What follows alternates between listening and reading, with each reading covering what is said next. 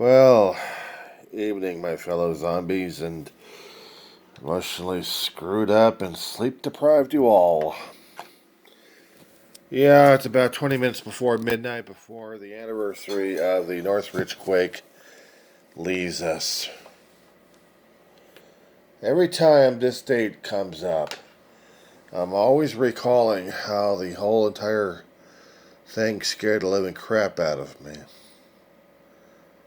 Quakes you just don't forget. I believe if you're a true Californian who lived in this state long enough to realize what quakes are, you can appreciate how terrifying these bastards are. I kept joking with people who had been through hurricanes.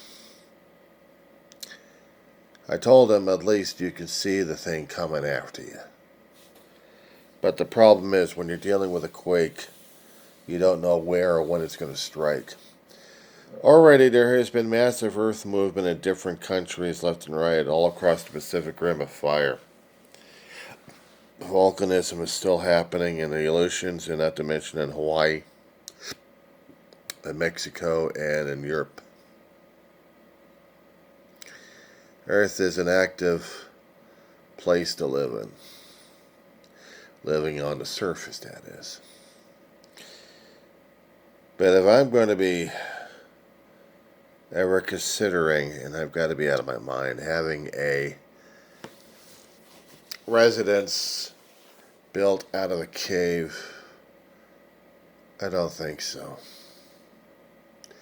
I don't relish the idea of being buried alive, because those rocks usually come down,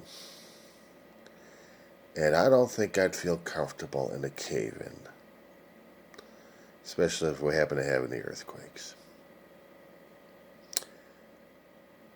I hope you can sleep well tonight and wake up in the morning hopefully that the anniversary is already passed.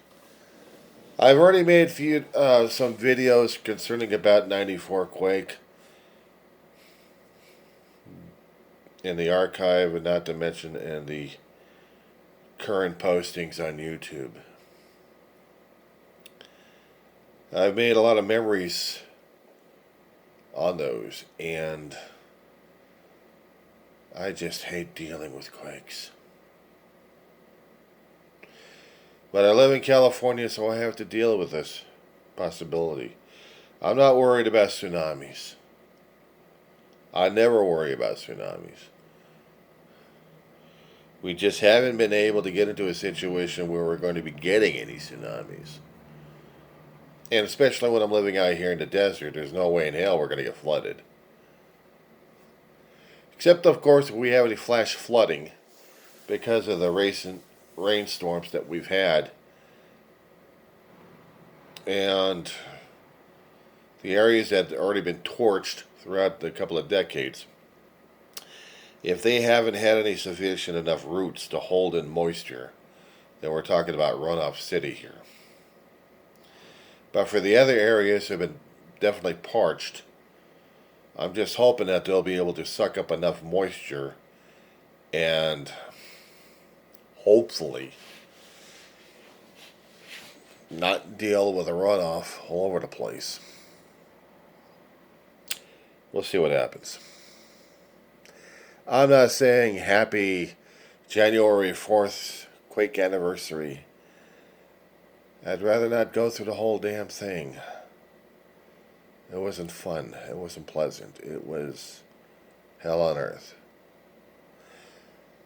I came across a poster on one particular group that reminded me that we actually had an earthquake out in 53 or 52, somewhere in that area, up in Tehachapi, where the entire community got destroyed. It was a 7.1 followed by a 5, no, actually it was a 5.3 precursor followed by a 7.1. And it was one particular, I think it was called the White Wolf fault line strike slip, lateral lateral slip. These damn things,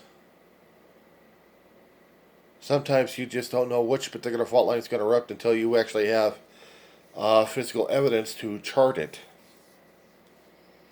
Much like the fault that we had in the San Fernando Valley in the Reseda Northridge area that caused a hell of a lot. Now, I heard stories throughout the years that it was supposed to have been a 7.1, but it was dropped to the 6 range because of insurance. There were stories about there saying that if it got up to 7.1, the United States government would have to pay for everything. But it would break the bank of the United States government because of the billions of dollars damage we had all over the place. No wonder the insurance companies hate insurance policies. I don't blame them either. Anyway, nice thoughts to think about 15 minutes before January 18th, 2023. I'm going to hit the sack, maybe get a couple hours of sleep. We'll see what happens.